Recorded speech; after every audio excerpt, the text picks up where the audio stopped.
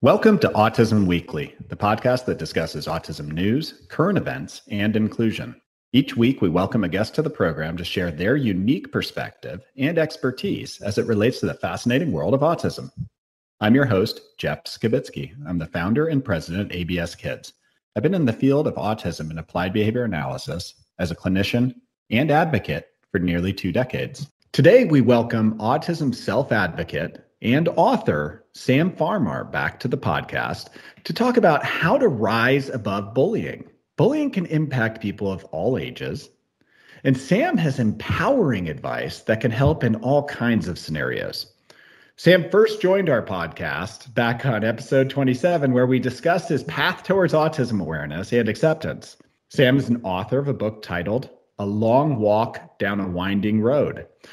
This book offers clear advice and simple steps for overcoming adversity and improving your life.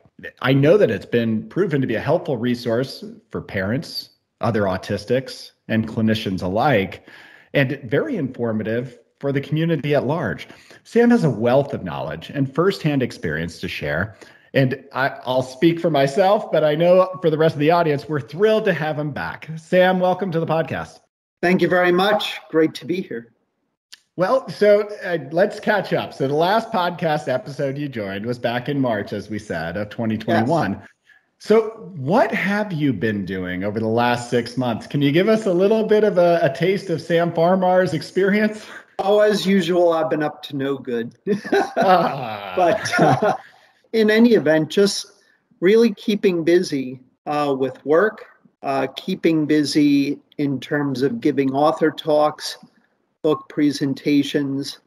I've done other podcasts just to get the word out about the book.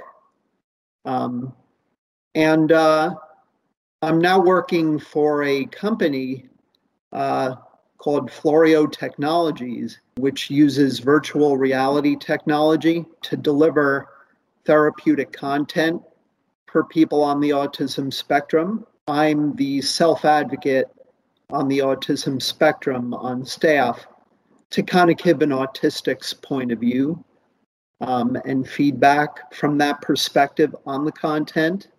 And that's been an absolutely wonderful. And on top of just being a husband and a father, those 3 endeavors, it's a lot. I think that Florio is investing in the right place. I just talking with you, our last podcast, Sam, is that you got such great insight and you have a way to be able to explain things. And that kind of brings us into the topic for today is, we're going to be talking about bullying. But before we start even going down that road, I'd love to hear from your perspective, and maybe this is putting it in context of the educational institution or those children that are school age. What do you define as bullying? And how does an autistic person see bullying if it sees it anything different than anybody else? How do you define that? The way I look at it is that it's about one person trying to exert power over somebody else, simply put. Bullying can be verbal, it can be physical, it can be both, it can be face-to-face. As we know, it can be in cyberspace with cyberbullying. I mean, any number of forms. But at the core of it all is somebody trying to exert power, exert control over your life, which nobody deserves. Yeah, and I agree with that 100%. I mean, do you feel that people who identify autistic, or maybe just people who social cueing and social awareness are more of a challenge, do you think that they're more vulnerable to bullying? I feel that they are, as are a number of groups of people in society who have been marginalized in some way, and there are a bunch of them. Regrettably, it's neurodiverse people of all kinds, not just autistics, but people dealing with things like ADHD, dyslexia, dysgraphia, etc., minorities, the LGBTQ plus community. Of course, there's overlap here every which way you look. But it's marginalized groups of people who I do feel, for all the wrong reasons, that they tend to disproportionately be targeted, but bullying affects all of us, including those who are doing the bullying, who themselves might have been bullied prior and think of bullying, regrettably, as a way to kind of settle the score. Many who do bully were bullied earlier themselves. You know, the hunters and the hunted kind of concept. Yep. It's complicated. It's a complicated mess. No, it is. And I mean, it's sad to think that any difference could ultimately turn somebody into a target of a bully. And yeah, I guess maybe painting this picture a little bit, if you don't mind, is sharing from your perspective as an autistic adult is, you know, when you were growing up, do you have an experience that you could draw off of to paint the picture, illustrate it for us so we know what this looks like and maybe even what it felt like at the time? Well, I've been through a number of bullying incidents, and I'm very fortunate in the respect that I was never seriously physically injured. I was fortunate to not have any emotional scars. But one that comes to mind happened in 5th grade during recess. I was dealing with somebody who I had reason to believe had bullied other people. We were on the playground. All that I can recall from this incident is that everything went black. And once the black kind of went away and my eyes opened, I found myself lying down with my back to the blacktop and with him and a big crowd of fellow schoolmates standing over me, with me on the ground, my back to the ground, looking over me and him standing directly over me. Remarkably, I mean, maybe by the grace of God, in ways I can't explain, I recall like regaining awareness and saying, oh my God, what just happened? And then maybe a minute or less later, getting up and just going about my regular business, continuing with the school day, finishing it up, going home and showing up to school the next day. Maybe I had a greater sense of inner strength than I realized at the time to be able to just get up, almost as if nothing had happened. But when something like that happens, you don't forget it. It gets seared into your memory cells. And so I knew to include it in my book, in the chapter that I wrote about rising above bullying, just to point out that bullying is real. It can be really intense. It can either be very emotionally or physically damaging, or in my case, it doesn't necessarily have to be, and then everything in between. And my recollection is that nobody really talked about it. I didn't talk about it with my parents. There was no dialogue about it at school. And in retrospect, I feel as though maybe there should have been, because it's a very important issue that I think ought to be discussed. The problems of bullying, if anything, to try to curb how often it happens. But no recollection of that. Granted, this was back in the early 80s, 5th grade. You know, I'm in my early 50s now. That's when I was in 5th grade. Mm-hmm. Times very much have changed in many ways since then. But that's a memory that I'll never be able to shake, and I'm okay with that. I found a way to forgive this person. Even though he never expressed remorse. After 5th grade, I never saw him again. Mm-hmm. And one of the reasons that I was able I think, to forgive, in part, was the fact that, number one, it doesn't do us any good to linger on the resentment, on those kinds of negative feelings that you have towards a bully. They're very, very understandable feelings to have. But if you harbor them long term, it doesn't do you any good.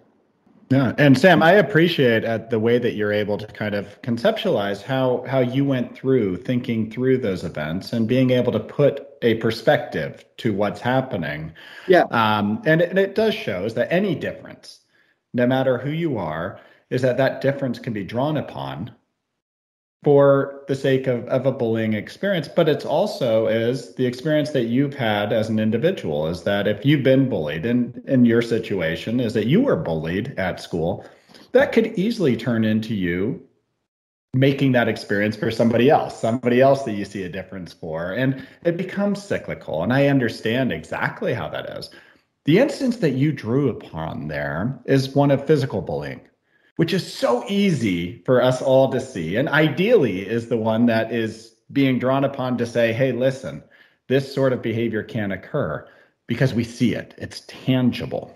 Yes. When I think about the emotional bullying, that's the one that is a little bit harder, I think, for people, A, to talk about, but B, to really, truly observe. I had a chance to talk to a young girl who is got a wonderful skill set, identifies autistic, has minor kind of social awareness, and I'll call them quirks, but they're just differences. And she doesn't pick up on all of the things that might be going on around her, which I, as an outsider, would consider bullying, but she's not identifying them on a regular basis. So how do we protect the child that maybe doesn't know they're being bullied? What do we need to do as a community to help empower or talk? And you brought up one thing, talk about it, but what are some of the things we can do to help protect that child? It's a tough one because awareness of self, being that's a prerequisite, I feel, for being able to be aware of others around you, is really, really difficult and may take a long time and a lot of help, I think, from the right people to become more aware and to break out of what I call in my book this sphere of unawareness and self-absorption. That's the name I gave it in my book, of how self-absorbed and unaware I was. It's hard because I often felt that, no, this person is treating me just fine. I feel fine. I'm good. Even though others would tell me, no, Sam, this person is doing bad, wrong things to you. I could not be convinced. I was so absorbed in my own feelings, my own way of seeing things, that it really just wasn't possible for me to understand what other people were saying that differed from my own point of view. Eventually, as you get older, I'm 52 years old, you learn things, you develop skills. I had a lot of really good help from excellent clinicians who helped me become more aware of myself and consequently of others. That only now can I really accomplish what it is that you just described, of being able to say that, yeah, I learned to be more aware. But it's such a difficult matter. Often it's just not possible to do. And I obviously paid a price for it socially, through struggle and through hardship. Arguably, you grow stronger over time, you go smarter. Again, I'm very, very, very fortunate that I reached a point in my life where I learned to be able to do things that I simply just was not capable of during my formative years. Well, I need your advice on this because I look at it from a parent perspective. Sure. And I look at this young teenager who the naivety is what keeps her happy in that particular situation. Not Yes. knowing is what is keeping joy in her life. Yet, I know as a parent, I need to teach self-awareness. It's that struggle. So tell me as a parent, what do I do? How do I navigate this? Because I don't want to take joy from my daughter, but I do want to empower her. I think you're spot on. That as a parent myself, and all parents, we have to talk to our kids, whether they're autistic or non-autistic. We have to say how we feel with honesty and with sensitivity and awareness of our child's vulnerabilities and sensitivities. The more a parent or a friend or a teacher is able to bring up those difficult subjects, I think the greater the chance that eventually that child will become more aware. It certainly isn't going to happen if a parent or a mentor or a friend kind of pulls back and does nothing and says, I'm afraid of hurting this person or of getting them upset.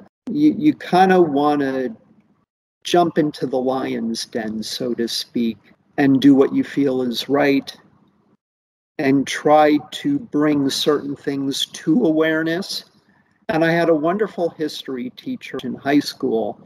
His motto was, repetition is the grandmother of learning. That's what he always told us. And those words really stuck with me. The more we go at it, the more we try to engage our kids on the tough lessons. And tone is very important. You want to communicate with the proper tone because how you say things is pretty much always, as studies show, more important than what is said, is how it's said.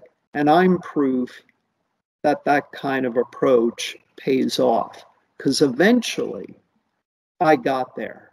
I became aware of things that beforehand I had not been aware of. It would never have happened if my parents, clinicians, friends, others hadn't had the courage to tell me what was really going on, even when they knew I wouldn't want to hear it. I'm so glad that you shared that perspective because when I look at this, my initial thought as a clinician is if I empower over the long term, is that I will create a better experience and a better joy of life by giving the skills and giving empowerment and confidence and awareness. But at the moment, it is hard. It is so hard. It's very, very hard. None of this is easy. No. But life is hard for all of us. We all have our challenges. So tell me that intersection of, how your family empowers that conversation, how your therapist empowers that conversation, how the skill building empowers that conversation. Where does it all come together? Does everybody play a role? Some people are going to play a role, others won't. It takes a person with the courage to speak up, to have that role. And it could take different forms. Maybe you have parents who will take a role, but it may very well be that most, if not all of your friends won't want to take that role because they're afraid that that might hurt you and that maybe as a result they might lose you as a friend. It depends, really, I think, is the answer. Personalities of the people in your life, but what I can't stress enough, what's really important here, is that the people, the kind of people that we surround ourselves with, can either make us or break us. Mm-hmm. We want to try to be wary, to whatever extent we can, of the personalities of the people who surround us. Regrettably, life is such that we won't always find ourselves in situations where everybody we're associating with is likable, is smart, who will say and do the right thing. But that's what's key. It's all about the connections we make, the people with whom we associate. That again, I was extraordinarily fortunate, really overwhelmingly, not 100%, but overwhelmingly had a lot of good-hearted, smart, arguably courageous people in my life. Makes all the difference. No, it definitely does. And you know what? Those are the same people that I hope are listening to you, reading your book, and taking in that information to be able to explore who they're surrounding with, but also how to support those around you. So if that other teenager, that peer, is listening to this podcast right now and watching the bullying going on, what is your advice to them? What do they need to be doing if they see the emotional bullying, they see the physical bullying? How do they help protect their friend who's going through that experience? Well, it's a number of things. First and foremost, I think about liking and ideally loving who you are. If you have a good sense of self, and there are lots of strategies in my book of how you can build up that sense of self, self-esteem building, arguably that may be your best defense against bullying, because when you're strong in yourself, when you believe in yourself, when you love who you are, commensurate with that is that your inner strength, as I call it in my book, is also going to be strong. And that's what enables you to stand up to bullies. Number two, understanding that we live in a world, to humanity in general, there's a dark side. We've seen it, I think, accentuated in recent years in terms of all of the us versus them tribalism that we see, the often toxic discourse we see in our politics, abuse of power by certain politicians, by others in positions of power. There's a dark side to humanity that we're all better off acknowledging as being, quote unquote, regrettably inevitable, that we can use that knowledge to fortify our defenses and to see the bullying coming our way, that we can be ready for it when and if it reaches us. God willing, it won't, but if it does, we're ready for it by anticipating it and by understanding human nature, that there's a dark side to it.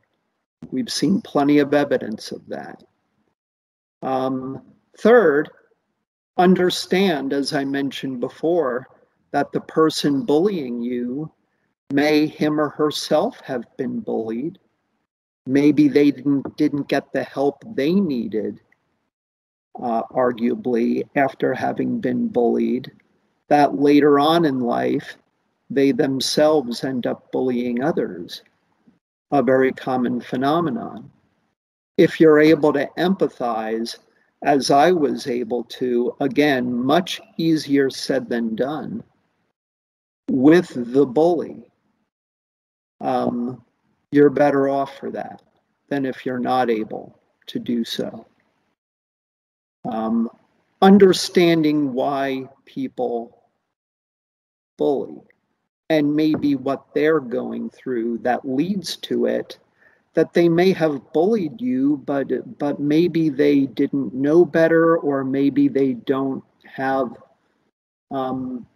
other strategies they can use to deal with hardship rather than to bully somebody else. Maybe they don't mean harm, but they're unknowingly doing it, and that in doing so, you feel bullied. even though maybe the bully didn't intend it. Others will intend to do it. Others, I believe, don't intend to do harm, but do harm anyway. Those are a couple of things that come to mind of how we can try to confront bullying, to rise above it. And there's more on that, of course, in the book. Yeah, I think that just even listening to those key points is just being able to understand and be proud of yourself, being able to take the situation and have perspective, and then also being able to have that empathy. Those three things that like you outline in the way that you're looking at those core pieces. Maybe we all need to start doing that in every relationship we have in our lives, and the whole world will get better. But especially in those situations. Yes. You've referenced your book several times, Sam, and I want everybody to have the opportunity to go get this book or to learn more from your book. Where can people find more information about this? Well, thank you very much for supporting the book in that regard. My book is available on Amazon. If you just do a title search on Amazon, either with my name, Sam Farmer, or to do a search for the title, A Long Walk Down a Winding Road, and samfarmerauthor.com. That's my website. And from there, you can read a little more about the book, read reviews of it, and there are buttons there on the book page that'll take you directly to my Amazon book page, from which the book can be ordered either as a paperback or as an ebook, whatever you prefer. Well, thank you very much again, Sam. I think that the fact that you're so willing to share your experience, your knowledge, and some advice to be able to help people through some challenging times and to really take advantage of everything that life is there to offer without these barriers in place. I appreciate you coming onto the podcast to do that. Thank you very much. This has been great. Thank you for listening to Autism Weekly. We hope you tune back in next week to learn more about autism in the real world. Autism Weekly is now found on all the major listening apps, including Apple Podcasts, Google Podcasts, Stitcher, Spotify, Amazon Music, and more. Subscribe to be notified when we post a new podcast. Autism Weekly is produced by ABS Kids. ABS Kids is proud to provide diagnostic assessments and ABA therapy to children with developmental delays like Autism Spectrum Disorder. You can learn more about ABS Kids and the Autism Weekly podcast by visiting abskids.com. Thanks for tuning in. See you again next week.